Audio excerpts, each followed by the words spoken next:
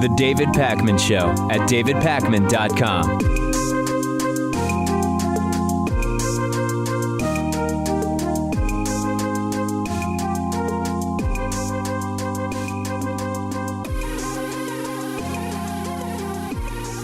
What's been missing from some of my criticisms of the way in which some progressives have been activating since the election on November 8th of our first orange president, some of the criticisms have been missing specific actions that progressives should be taking over the next year or two. What should the playbook be for progressives? And that's exactly what I want to dig into today. Obviously, it's time to just accept that Donald Trump is president, acknowledge that he, in coalition with the Republican House and the Republican Senate and the soon-to-be conservative Supreme Court, have a lot of power right now. There's just no denying it. We have to work with that reality rather than pretend it doesn't exist. And that most progressives are actually doing. The protesting is going to be a really important aspect to keeping momentum and enthusiasm if the focus of the protests is on strategy and on pragmatics. And number one, I already talked about this yesterday. The focus has to be something other than identity politics. I know a lot of people agreed with me yesterday. Some people disagreed with me. I'm going to skip that because I did a rant on that yesterday. And let's get into some other aspects of this. Number one, I've said this before, I'll say it again. When Trump does something good, we have to say we agree with it. Now, the whole withdrawing us from TPP, which I'll talk about later, it's just optics. TPP was dead anyway, and I'll get to that. But in any case, if as progressives we don't want TPP, then we still recognize that withdrawing the U.S. from TPP is the right thing. Trump has talked about making sure everyone has health care. Yes, the people he's appointing to figure out what the replacement to Obamacare will be are total crony capitalists. Crony capitalists. I don't know what else to call them. And more than likely, whatever the replacement is going to be a big boon to big corporations and profits. But we still need to, at least until it's clear that the proposal is not going to be good, say, hey, you said you wanted healthcare for everybody. We're going to hold you to that because we agree with that. Acknowledging that there is a threat worldwide from radical Islamic terrorism, even though Trump takes it too far, even though in the U.S. most terrorism is committed not by Muslim extremists, but by white men, we still can say, okay, that is an issue in the same way that President Obama said that that is an issue. And sometimes ostensibly non-interventionist ideas from Trump about some things, even if for the wrong reasons, can be sort of agreed upon by progressives. But what about the activism? Let's dig into that. Number one, let's start passing ranked choice voting at the state level. This is also known as instant runoff voting. Maine did it. This helps third parties enter viability without a risk to the more mainstream liberal or center-left politician. National popular vote initiative within states. Our system gives disproportionate power to rural voters, and a popular vote system would require candidates to cater to the needs of U.S. voters more evenly. Take a look at this picture, which I'm going to put up for our TV audience. This is a map of post-convention campaign events by Trump and Clinton. As you can see, we've got an electoral vote, but this doesn't look too evenly spread to me. The idea, Pat, of the electoral vote is we're not going to give tons of power to the cities and having politicians focus there. Well, they just focused in other arbitrary places. That's the point of the Electoral College. You only have to appeal to a certain number of states, being Ohio, Pennsylvania, Florida, and that's where the election's decided. No doubt. 11 states have already entered into the National Popular Vote Interstate Compact, and if we get 270 electoral votes total there, we essentially have pushed a national popular vote. We have to work for voter turnout increase. Low voter turnout almost always benefits Republicans or the more conservative candidate in the election. If you've got two Republicans or two Democrats in a primary, for example, we can work on this through registration, through organizations, or on your own. And we've got to fight voter ID. Voter fraud in the way that Republicans say it is a problem. People voting twice, people lying about their identity, etc. It basically doesn't exist. I don't remember the number, Pat. I don't know if you do, but it's such a small problem. The number of instances of that would not make any difference in an election. And one of the instances that we covered of voter fraud during the 2016 election actually came from a Trump supporter, too. That's right, who was trying to prove some kind of point, who even knows what the point is. The U.S. GOA has determined that photo ID laws reduce turnout by 2 to 3%. As we've covered, photo IDs are called free, but they're really not without cost, and it is a major issue. Contact state legislators, urge Congress to restore the full protections of the Voting Rights Act. This is something you can work on at the federal and state level. Donate to and volunteer with nonprofits with progressive missions. This can include the ACLU. This can include Planned Parenthood. This includes the ADL, the EFF, Electronic Freedom Frontier Foundation. I forget exactly what EFF is. They work on electronic freedom. The National Immigration Law Center, People for the American Way, Human Rights Campaign. There really are organizations that are not just out there kind of doing something, where you can volunteer and actually have an impact. And elections activism over the next 2 years. Let's first look at what there is to work on in 2017. Okay, we will start there. Governor's races in Virginia and New Jersey. We've got to be involved in that. 5 U.S. House representative elections.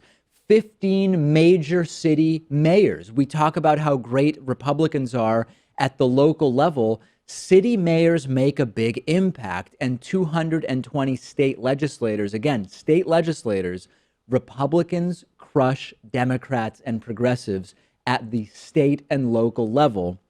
State legislators, in concert with city mayors and governors, do a lot in this country. The president, yes, the president has power, but a lot of it is happening at the state level. And in 2018, and I know Pat is eager to comment because these are issues he feels strongly about. In 2018, we've got 36 governors' races, 33 U.S. senatorial races. 1/3 of the U.S. Senate is up for re-election every 2 years. All 435 U.S. House of Representatives members and 80% of state legislators. Even if President Trump and a Republican Senate, and I would argue even a Republican House, maintain after 2018, 80% of state legislators are up for re-election. You drastically change this country if you change the balance of power at the state level. Yeah, and I know the media is trying to focus now on the 2020 election because that's kind of the horse race politics that we have here. Yeah. I think it's way too early for that, but we can still get the pieces in motion. Absolutely. And as you say, I think it's 68 out of the 99 state legislatures are in Republican control. Mm-hmm. It starts from the bottom up. We got to start working in those races because that does play a big impact. So this is why it's so important, what I said yesterday. Let's see how much energy there is in the 3 months when it's time to get working in some of these areas. People turning out, awesome. The distraction that I believe was some of the identity politics stuff, okay, disappointing. But there's a lot to work on here. And then in the background is the 2020 census, and we've talked about that before. I mean, if we're going to fix congressional gerrymandering, it's going to happen after the 2020 census.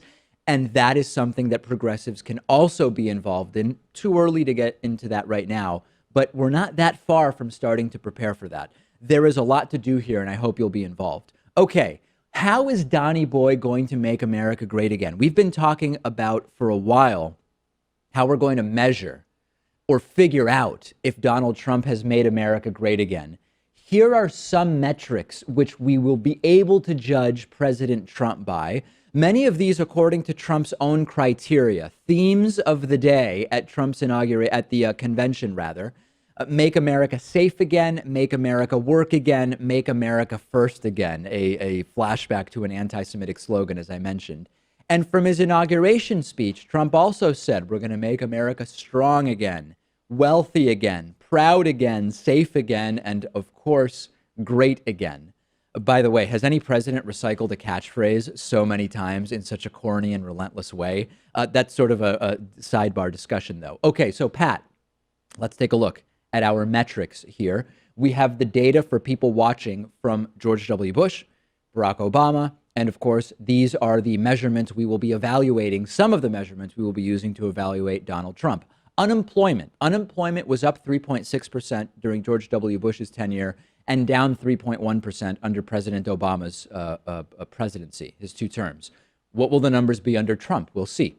Civilian labor force participation. This is a big one for Trumpists. Civilian labor force participation was down 1.5% under Bush and 3% under Obama. Trump talks about it as if this is the real unemployment. Of course, this is not a perfect measure because when baby boomers retire in huge numbers as they are because of their age, labor force participation goes down. It's not a reflection of the economy. If the economy is so good that a couple that previously had both people working no longer needs both people to work, and one of the people in the couple chooses not to work, maybe to raise kids at home or maybe just to help with family or whatever, that lowers the labor force participation, even though it's the result of something good in the economy. So we can only glean limited information from this, but the Trumpists like it, so we'll check it out. Median household income down $1,500 under Bush, up $1,500 under Obama. What will it do under Trump? Poverty up 2.6% under Bush, down slightly under 1% under Obama. How will Trump do? GDP growth up 2.25% per year under Bush, up 3.14% per year under Obama. GDP growth is also deceptive because if you have, for example, more crime and you spend more on prisons, that raises GDP. But is that a reflection of something good in the economy? Not really. Trade balance, Trump has said he's going to fix the trade deficit, which was $40 billion under Bush, $45 billion under Obama. The consumer price index up 43 under Bush, up 24 under Obama, far lower inflation under Obama than Bush. We'll see under Trump. The S&P 500 down 42% under Bush, up 167% under Obama. What will stocks do under Trump? And of course, stocks only relevant to part of the economy. Not everybody owns stocks. And even among people that do, stock ownership heavily concentrated under the richest.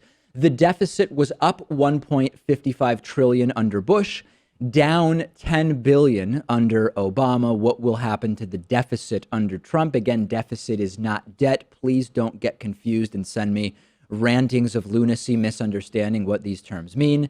The average gas price up 89 cents per gallon under Bush, down 35 cents per gallon under Obama. Not in and of itself hugely important, but reflective of some economic realities. And lastly, homicides per 100,000 people, down 0.1% under Bush, down 0.5% under Obama. And of course, as many of us know, crime generally has been decreasing in the United States for a very long time. These are some metrics, Pat, and we've got data. We'll be able to measure and we'll see what the data is under President Trump. Maybe he will make America great again. I don't know what that would mean because numbers have improved so significantly under President Obama, but that's his slogan and we'll see if he sticks to it. Yeah, and by pretty much every metric there, I mean, we're in a better position now than we were 8 years ago. Of course. So it's pretty amazing that Trump was able to win on this message that America's not great, that he alone can fix it. Yeah. And I guess he's supporting his argument by putting forth alternative facts. Alternative facts are the new thing. Yeah. And you should see the emails I get from people who just have no idea. They have no idea what happened under President Obama. Send me your thoughts about this. I'm on Twitter at dpacman. We now have the metrics by which we will be judging the greatness of America under President Donald Trump. The David Pakman Show at davidpakman.com.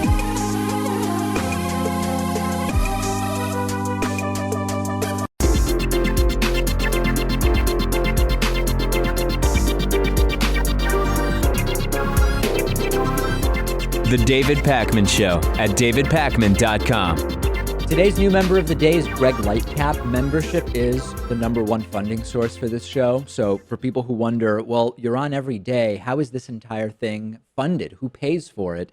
It's really mostly funded by the audience. So if you value what we do and you recognize the importance of independent shows like the David Pakman Show, please join Greg Lightcap, today's member of the day, and sign up at davidpakman.com/membership. Of course, you can use coupon code IVoted17 to get a discount off of membership. I'm glad for as many people as find the coupon code useful to use it, no doubt about it. Okay, my Instagram account has had some interesting things on it. I'm on Instagram at david.pacman. First picture is from, this is post-Women's March in Boston over the weekend. I talked about this, Pat. I went to the Women's March. A lot of interesting signs that were left over at the Boston Common, which I took a picture of. It was high energy, I would say, to take a vocabulary phrase. out of Trump's playbook. It was very, very high energy. I did my critique of it yesterday. I won't rehash it now. But it was really interesting to see just the sheer number of people. I think 25,000 were expected, and something like 125 or 150 showed up. And you can spend a long time looking at those signs, too. There's some gems there. Facts matter. We are the mandate. Science is real. You gotta love it. Science is real related to something Elizabeth Warren said, which is, I know this is controversial. I'm paraphrasing, but she said something like, I know it's controversial in some circles to say this, but we believe in science. And of course, it's sort of, in a way, it's weird because science doesn't depend on belief, which is one of the most, it's sort of like an oxymoron in a way to say we believe in science, because science is science regardless of what one believes. That's why we call it science. But yes, very, very interesting to see the signs. Also, on today's show, we will be having part one of my interview with white nationalist alt-right leader Richard Spencer. And yesterday, I sent out a behind-the-scenes picture. We did this yesterday. This is my view during an interview. And you see the screen I see the show on. This is like those Russian matryoshka dolls where it's like successive layers. This is a picture of me watching the screen on which I see the show. And you can see Richard Spencer there, and you can see me. This is before the interview. You see that shiner, that black eye on Richard Spencer's face from when he was punched at the Trump inauguration. And above that on the little screen, you see sort of like my notes, although I don't have my notes for the interview pulled up here. People liking, Pat, the behind-the-scenes picture here of the interview. Yeah, and I'm hoping they're going to like the interview, too. It was certainly a controversial guest, but I think you both handled yourself quite cordially. I would call it compelling. Is that fair to say? Very yeah, compelling. No doubt about it. So follow me on Instagram, david.pacman. A lot of behind-the-scenes action happening there. And there is a picture of me shirtless, although it's probably not what people imagine. After many demands, I reposted an old picture from when I was at the beach, and that's on david.pacman. I would say the ratio of people making fun of me for the picture rather than complimenting it was probably about 70 to 30, which, you know, it's actually not that bad. I'm surprised that Men's Health magazine was allowing you to use their cover on your Instagram. I heard nothing, by the way, from any men's fitness magazines. I wonder why. Okay. Brace yourselves. In his first 3 days as president, Trump lied 5 times in what I would consider a big league way. There's lots of little lies that we don't even have time for today, but already 5 major lies from Trump. And what's scary about this is that a lot of the lies are about really mundane, disprovable stuff. So as President Trump, here is a list of Donald Trump's lies so far since his inauguration on January 20th. Number 1, he said that God prevented rain. It's already crazy, Pat. He said that God prevented rain during his inauguration speech. It's actually not true. Quite the opposite is true. The rain started as Trump started his speech. I guess we could also call it alternate sunshine. It wasn't rain, it was alternative sunshine or something like that. Choosing to lie about the weather of a televised event. Yeah, you're sort of going out on a limb there, aren't you? I love how it's a lie, not because he uses God to support his claims, but just on the fact that it was raining during his speech. Of course, yeah. Then we could say, well, does God really control the weather? Number 2, the inauguration crowd stretched to the Washington Monument. That's been completely debunked and untrue. We talked about that yesterday. Number 3, Trump said that the inauguration crowd was 1 to 1.5 million people. Debunked that yesterday. Small attendance, smaller than prior inaugurations, smaller than the protest attendance the following day. Lie number 4 from Trump. Again, we're only about 96 hours into this presidency. Lie number 4 from Trump. He claimed that he is the person who's been featured on the cover of Time magazine the most times of anybody, claiming 14 to 15. So sort of 2 lies there. Number 1, Trump was only featured on Time magazine's cover 11 times.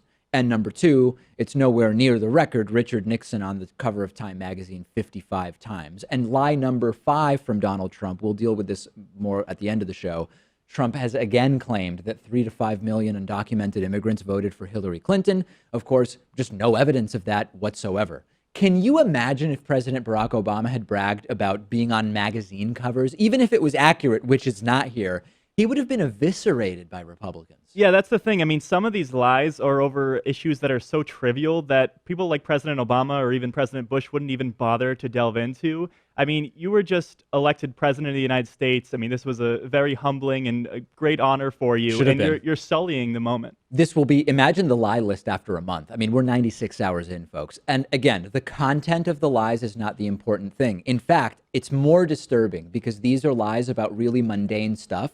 And Trump isn't doing it casually. He's making a big deal out of a lot of these issues and lying about them. He had Sean Spicer, his press secretary, out there lying on national TV about the crowd size stuff. None of these lies individually are significant. What is significant and horrifying is that Trump and his team, including his press secretary, are doubling down about demonstrable, provable lies. This is not a mistake, Pat. This is part of the strategy. If you constantly say outlandish stuff and there's a constant stream of untruths, it becomes totally normal to some and less crazy to others. And then you can't really be sure about anything. It's actually a strategy, even if it's an unconscious one. And credit to the media who was actually able to call him out for his lies. And some are going in the direction of calling these things mistruths and falsehoods. I think you have to call it out when you see it. These are lies. Yeah. Alternative facts may be, I mean, it's so far, it's the word of the Trump presidency so far, the phrase of the Trump presidency. Really disturbing that the lies are about such mundane stuff. If you're going to write to me and say, David, these are mundane things, that's why I'm so concerned about it. Okay, I've said it before and I stand by it. When Donald Trump does something progressives should like, then we should support it. Donald Trump has officially signed an executive order withdrawing the United States from the Trans-Pacific Partnership. He promised to do this during the campaign, and he did it. TPP was a disaster. It was hugely pro-corporate. It expanded copyright and patent law for corporations. It created this transnational arbitration infrastructure so that big corporations could in many ways skirt the laws of individual countries they operate in and instead be subject to arbitration in this transnational tribunal, et cetera, et cetera. Disaster, okay? But TPP has been dead for months. The real story here is that U.S. involvement in TPP has been dead at least since November 15th, when both Democrat Chuck Schumer and Republican Mitch McConnell said, this isn't going to pass. Congress hadn't approved TPP. Under Obama, there was every indication the U.S. wasn't going to approve TPP. Even if you don't believe her, Hillary Clinton, in the end, said numerous times she was against TPP. Trump fulfilled a campaign promise on paper, and for that, I say good job, Pat. But this wasn't happening. TPP was dead. Yeah, if you want to give Trump credit on this, I guess you can. Hillary Clinton probably would have done the same thing too. And as you said, it was dead on arrival. But I think it's really just a victory for the American worker and for the public, because if there's enough backlash against trade deals like this and things that people don't really want, people in Congress will not adhere to their donors as much and go back to the people like we want. And I want to even go further. It's because of the public outcry against TPP that partially it was basically dead on arrival. And we heard from both Democrats and Republicans in positions of power on November 15th that it wasn't happening. So if you want to say I'm not giving Trump credit where credit is due, no, I'm giving Trump credit for sticking to a campaign promise in that he would sign off on withdrawing from TPP. What I'm not giving Trump credit for is stopping the U.S. from actually being involved in TPP, because that's been a foregone conclusion for many months. The bigger news from the same Oval Office signing ceremony is not making as much news, and I'm going to delve into it on tomorrow's show, which is that Trump has imposed a federal hiring freeze to supposedly save money. Federal hiring freezes cost us money, and I'll explain why tomorrow, and that's not really making nearly as much headlines. Okay, send me your thoughts on this after the break, the first part of my interview with alt-right leader, white nationalist Richard Spencer, who got punched in the face twice at a Trump inauguration weekend event. That's starting right after the break. Stay with us. The David Pakman Show at davidpakman.com.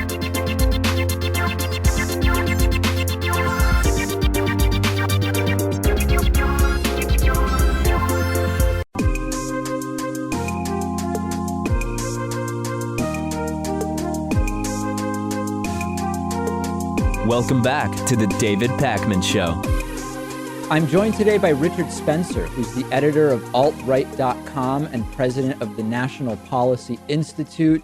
Richard, I know you've had a busy inauguration weekend, and we'll talk about that a little bit. I want to just first start for people who may not know your sort of political philosophy.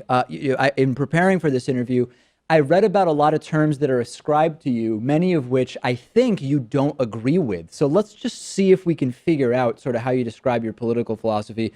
Do you consider yourself to be any of the following: white nationalist, white separatist, neo-Nazi, Nazi, white supremacist? Do any of those terms apply to how you see yourself? I think white nationalist would be the term that I'm most comfortable with. The term that I identify with is identitarian. And to sum that up most concisely, that means that identity is the foundation of thinking about politics, thinking about culture, thinking about society. So that question, who are we, Yeah. is the first question we ask before we ask other questions like, what should our economic policy be? What do we think about culture? What do we think about foreign policy, and so on? When you and I think in a recent interview, I think multiple times you've taken credit for creating the sort of concept of alt-right or alternative right. I mean, I just want to get that on record in our interview before I ask questions based on it. You do take credit for that?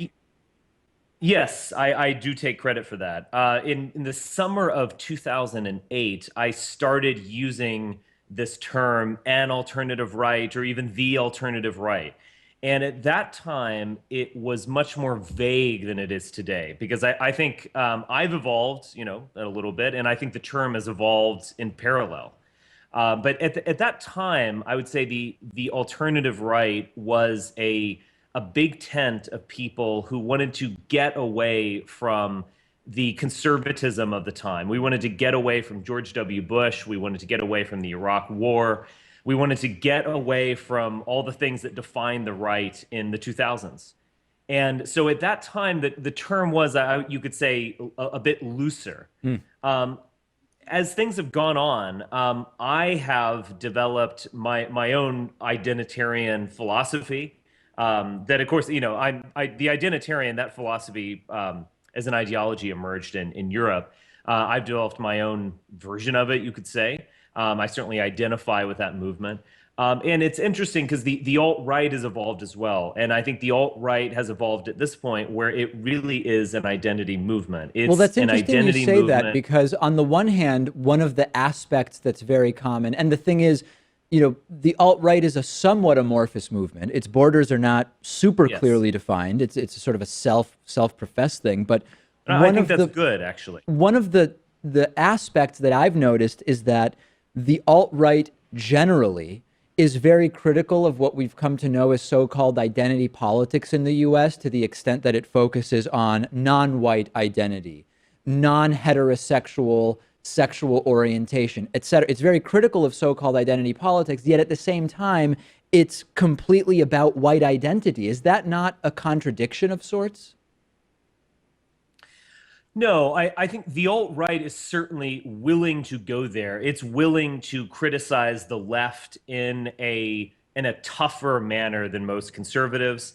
We're certainly willing to point out the outrages of Black Lives Matter and so on. However, I think I would agree that you are getting to it's not really a contradiction. It's maybe just something that's a bit surprising. I think the typical conservative response to, say, Black Lives Matter or say Islamic immigration into Europe primarily and so on, is to say, well, why don't you dispense with all this identity politics? White people have dispensed with identity politics, so should you. Let's all become citizens and individuals and so on. We don't see race and the like. The alt-right is actually fundamentally different than that. That doesn't mean that we're unwilling to criticize BLM or what have you. But and the thing is, the alt-right is not going to really advance unless we accept the fact that we are an identity movement. We can criticize other identity movements, but we need to, in a way, recognize them for what they are. This is something new. We're not surprised by the fact that African Americans would want to be a part of an identitarian movement like BLM. We, in a way, understand them, even if we're highly critical of their actions and their policies. You could also say that identitarianism, though that word is not very popular, certainly not as popular as the alt-right. Identitarianism is this new force in the world that is actually very strong. People don't want to just become individuals. People don't want just to become, I'm just this one guy who lives here and I'm a citizen of the United States or a citizen of the world. People want to be part of something bigger than themselves. So identitarian movements, whether that is, Islamic communities that are affirming themselves in ways that are a great threat to the things that I care about, that these are major forces in the world. Even the pink pussy march, or the women's march, whatever you want to call it, that was a kind of identitarian movement. I think one thing that we recognize is that identitarianism really works naturally, and it actually can work peacefully. Okay, well, let's not jump ahead, because I want to get to that working peacefully part. Let's not preempt that. So in order to get us into that, let's talk about white nationalism. You've said in a few interviews that what you would like is the United States to be a white ethnocentric nation. Does that mean whites only? What I've said is that I imagine a post-American world that would include a white ethno-state. That is a homeland for all Europeans from around the world. Wouldn't it make more sense, though, to have those? I mean, if we're going to go sort of back to the sort of original population, we're talking about Native Americans in the U.S. Why would it make sense then to make America a place that would be the homeland of white people? You're misunderstanding what I just said. Okay. I said I imagine a post-American order that would be an ethno-state. You could see it as analogous to the Jewish state of Israel. That is, it is a state that is a homeland for all Europeans. So this would actually be a very new thing. The people who defined the United States were primarily Anglo-Protestants who came over as colonists. There was obviously a fraught, bloody history on this continent, but Anglo-Protestants primarily defined the United States. After the Civil War, I think the United States became more of a European country. The idea of a melting pot is fundamentally a European melting pot, and it was often described explicitly as such. What I am imagining is we are in a situation where the United States is fragmenting. We are entering interesting times, as the Chinese would say. We're entering dangerous times. We're entering fragmenting times. I am putting forth a kind of dream, as I've talked about it, of what would come after this, and that is an ethno-state. And it is utopian in a way, in the sense that it doesn't exist right now. It doesn't exist in the here and now. No, I get that, but to keep our conversation focused as precisely as possible, what would it involve? The removal or leaving of non-white people from the U.S.? It would involve the establishment of a homeland for European people. What that would entail, I don't know, because this is something in the future. I think the question you're getting at is, what do I want right now in the United States? No, that's not the question. My question specifically, let me see if I can frame it a different way. If in this future white ethno-state, you learned that non-white people were being rounded up and sent elsewhere, we don't have to determine exactly where that would be. Is that something you would be okay with? Would that help to get us to the white ethno-state that you envision? I would support peaceful, you could say, ethnic redistribution, such as what was done in the Paris Peace Conference in 1919. You've called it a peaceful ethnic cleansing before, right? I actually, it's... I referred to the 1919 Paris Peace Conference as peaceful ethnic cleansing. Yes. That's what it was. And what you would want is something similar to that. It was done by liberals, interesting. Again, we're talking about something that hasn't occurred yet. We're talking about something in the future. No, I get that. Something that's really post-American. I don't see this as occurring. I don't see as the world we're living in right now. Certainly. As leading towards this next Tuesday. Yeah, no, I think we can agree with that. From a sort of like nitty-gritty, I'm sorry, Richard. from a sort of nitty-gritty perspective, just to sort of figure out where you are on some of these issues, because you're very eloquent and well-spoken, and sometimes it's very easy to sort of get lost in that, something Donald Trump is not so able to do because of his lack of speaking skills. Are you opposed to something like an interracial relationship? Is that something, if you see that, are you fine with that, or do you say, I'd rather not have interracial relationships here in our country? I would rather not have interracial marriage. I would rather not have interracial breeding. And the reason why is because that kind of relationship is that if we randomly interbred in the United States or around the world, that would entail the destruction of all races. That would not just entail a danger to white people, that would entail a danger to the coherence of Africans, a danger to the coherence of Chinese, and so on. It would ultimately entail the creation of a kind of new race, an amalgamation of everyone, and that would be dissociated from their true cultures. They'd be dissociated from history. They'd be dissociated from these millennia of families that preceded them. I do not see that as a good thing. Absolutely not. Didn't you used to date Asian women, though? Isn't that a contradiction? It's not a contradiction. Yes, Josh Harkinson and Mother Jones did insane amounts of research, and yes, lo and behold, I had an Asian girlfriend once. But so is that not a contradiction to your beliefs that there is is interracial sex okay, but not children? Like you could have sex with your girlfriend, but not have children with her? I'm not saying that. The fact is we all evolve in our life. This was 10 years ago. I see. I was a younger person. I would not do that now. No. But so we you would no longer evolve date in Asian the women, way- you're saying? No. No. Okay, fair enough. That was a decade ago. It's, yeah. Okay. Let's talk about your look, my views whole about life, Jews. and I'm sure I want to hear a little bit about your views about Jews. Are Jews white? No, Jews are not white. Jews are Jews. And if we define white as European, that is connected with the peoples of Europe, you could say Western civilization. It's really European civilization because it's not just of the West. Jews are not European fundamentally. They have a fundamentally different consciousness, a sense of themselves, and a different story. Even Eastern Hanukkah, European Ashkenazi Jews who are from Europe, as you're saying, they're also not white.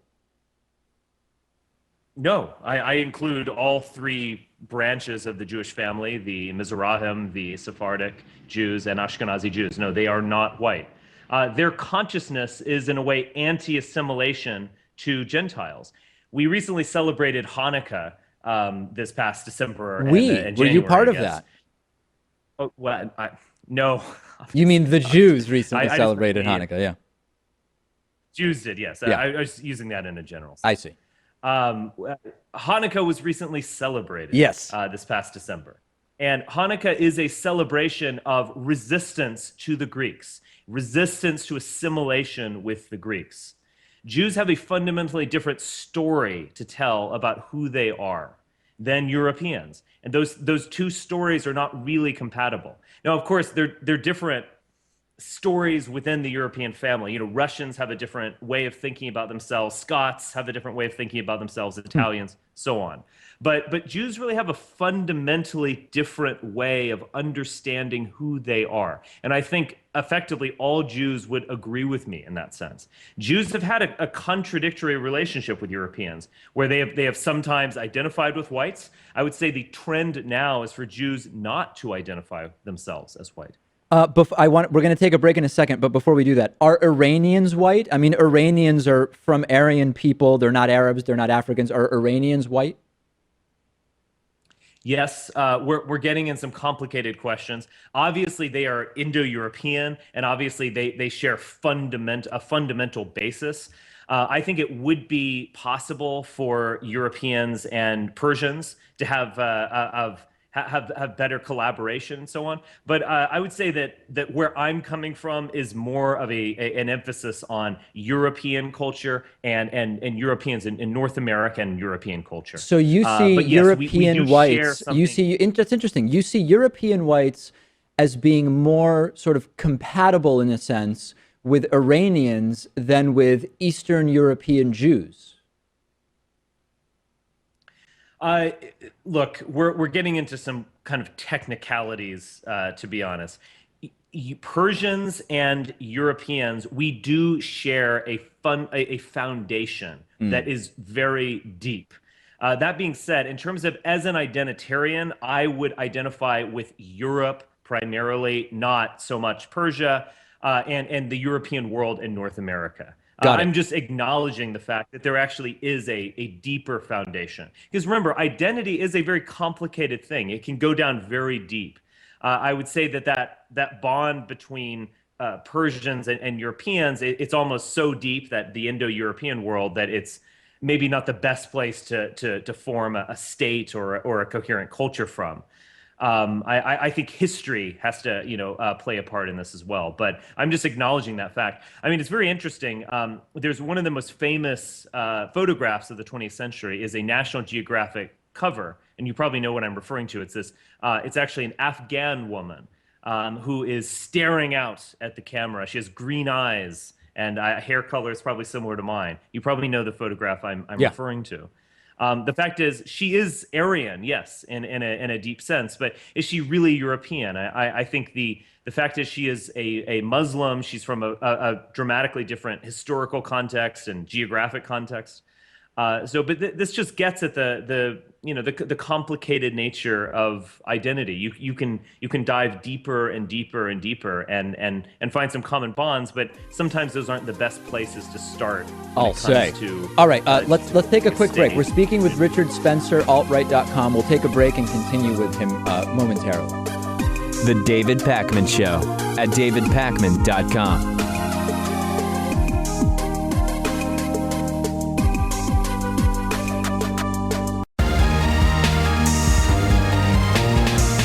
The David Pakman Show at davidpakman.com.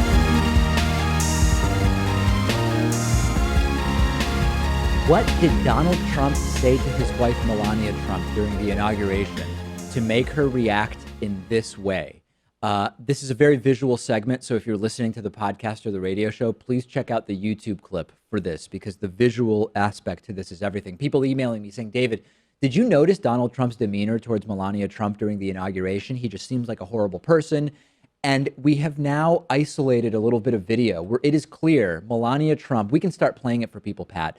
Melania Trump is smiling and Donald Trump turns to her and he says something, and the look on her face is just, it's soul crushing. It is absolutely soul crushing. And we don't know what it is that Trump said to her. Trump clearly said something that I mean, it just looks like it got to the heart of her soul, Pat, and just destroyed her. And to be willing to do something like this in public says an insane amount about Donald Trump. And I showed the video to many women, and they said, David, that's the look of a woman who is very afraid.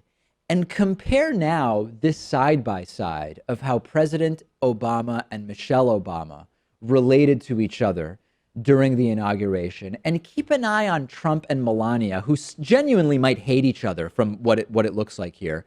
Let's take a look at this video, and you'll just notice such a drastically different demeanor as Michelle Obama shows up next to her husband, and Trump, I mean, he just looks barely even pleased to see his wife.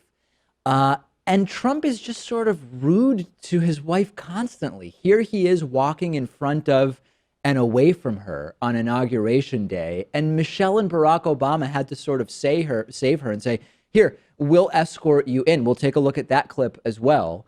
Donald Trump just sort of turning around and saying, hey, okay, I'm the president, I'm walking in.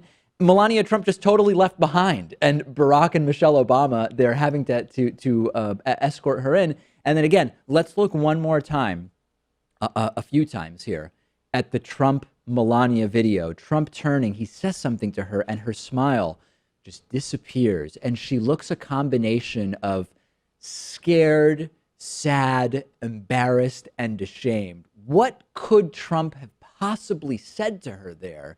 When you see this video, do you think it's more likely or less likely that the countless sexual assault allegations about Donald Trump are true?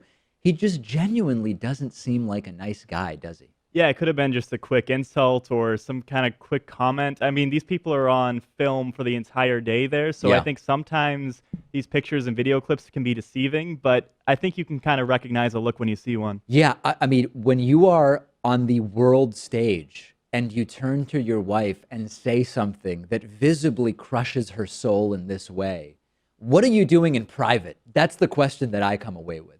Okay, earlier in the show, I outlined 5 lies that Donald Trump has already told in his first 3 days as president of the United States. One that I alluded to refers to this totally baseless, factless, debunked suggestion that Trump only lost the popular vote on November 8th to Hillary Clinton by nearly 3 million votes because, as he estimates, 3 to 5 million undocumented immigrants voted for Hillary Clinton. And what's amazing is Trump had his first official meeting with congressional leaders yesterday, and he took the opportunity to repeat this claim. You show up a claim that you've made on Twitter that's been fact checked and judged as completely untrue by every single reasonable fact checker.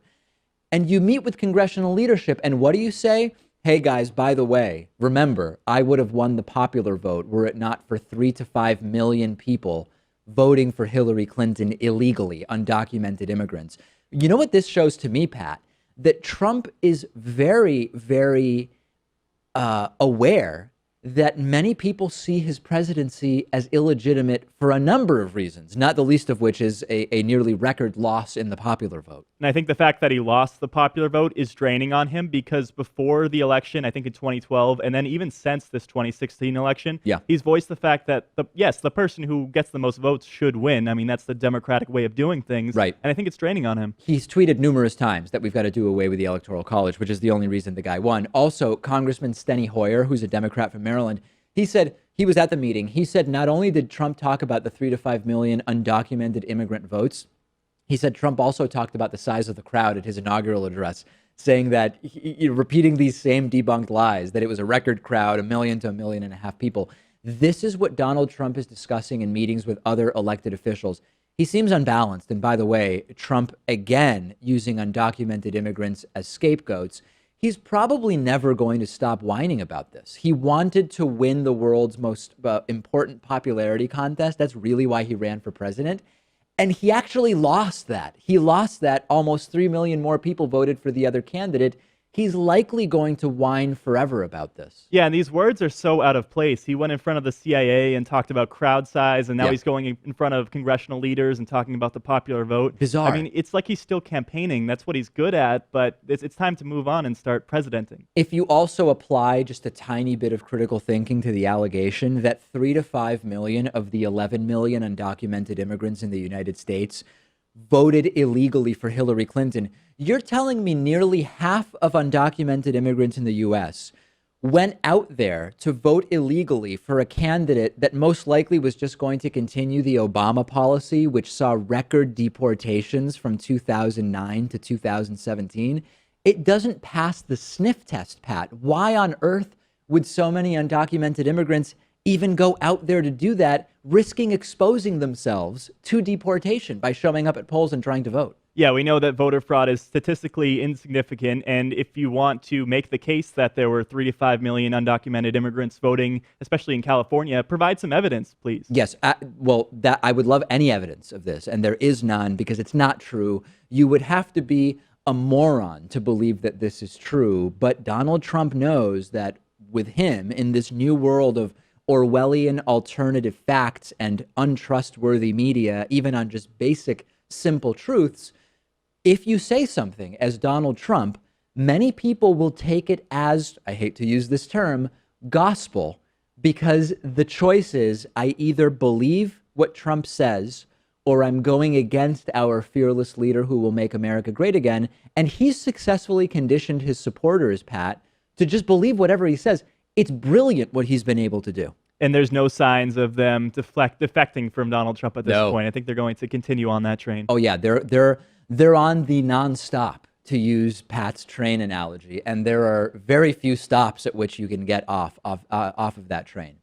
We have a voicemail number. It's 2192-DAVID-P. Last week, we received a voicemail saying before the New England Patriots defeated the Pittsburgh Steelers to win the AFC Championship and go to the Super Bowl to face the Atlanta Falcons on February 5th. Yes, thank you, Pat. We had a voicemail saying it is a fact that the New England Patriots are going to lose to the Pittsburgh Steelers. And we said, well, it's not really a fact if it's a prediction. Predictions aren't facts. It's a fact that you predicted it, but the content of the prediction is not a fact. Of course, the Patriots won. And here is a caller. It's kind of hard to hear him because he's calling from a cell phone, clearly with not the best connection, suggesting that it was an alternative fact that caller presented to us. Take a listen to this. Hey, the Steelers won. The Steelers won. The Patriots lost. Yeah. That's just an alternative fact. Right. You just got to learn. Patriots are not going to the Super Bowl. The Steelers Yep. lost. You may have facts, but I have alternative facts. Oh, yeah. Hashtag. Significantly alternative facts relating to the result of football games. This is all a joke, but just to remind you of one thing, this is sort of like when you have one person on TV who says climate science is real, and then another person who says climate science is not real. And then it's presented as if it's 50-50, as if, hey, it's just alternative facts, when of course the science is like 99-1. It actually reminds me of that. Luckily, this caller is doing us a good service by doing some friendly trolling and allows you to make that point. On the bonus show today, the British government has lost a Brexit court ruling. U.S. solar power is now employing more people than oil, coal, and gas combined, and this relates to a lot about what our energy policy should be, and also what I hope will be the final update on David Pakman Show coffee blends. We are getting to the end of the line with the preparations for David Pakman Show coffee. DavidPakman.com/membership. That's the only way that you can get access to the bonus show. It is instant access, and you can use coupon code IVoted17 to get a discount off of your membership. This is viewer-supported media. It's never been more important than in the era of Trump.